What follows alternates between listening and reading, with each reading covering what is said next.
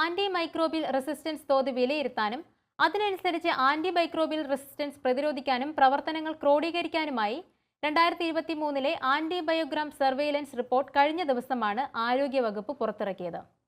സംസ്ഥാനത്ത് ആന്റിബയോട്ടിക്കുകളുടെ അമിത ഉപയോഗം ക്രമാതീതമായി കൂടുന്നുണ്ടെന്ന റിപ്പോർട്ടുകളെ തുടർന്നാണ് ഓപ്പറേഷൻ അമൃത് ആരംഭിച്ചത്.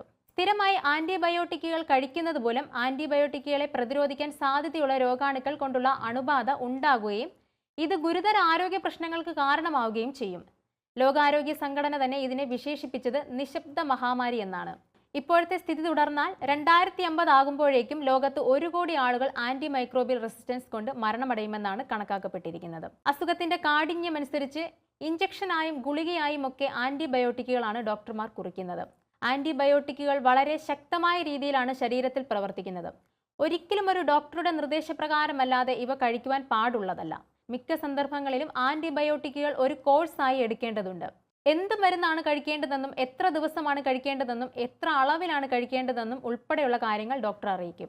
1-2 ദിവസത്തിനുള്ളിൽ മരുന്നിന്റെ ഫലം കണ്ടു തുടങ്ങുമെങ്കിലും നിങ്ങൾക്ക് എത്രമാത്രം സുഖം തോന്നുന്നുവെന്ന് പറഞ്ഞാലും ഡോക്ടർ നിർദ്ദേശിച്ച പ്രകാരം മരുന്നുകൾ മുഴുവൻ തീർക്കേണ്ടത് വളരെ പ്രധാനമാണ്.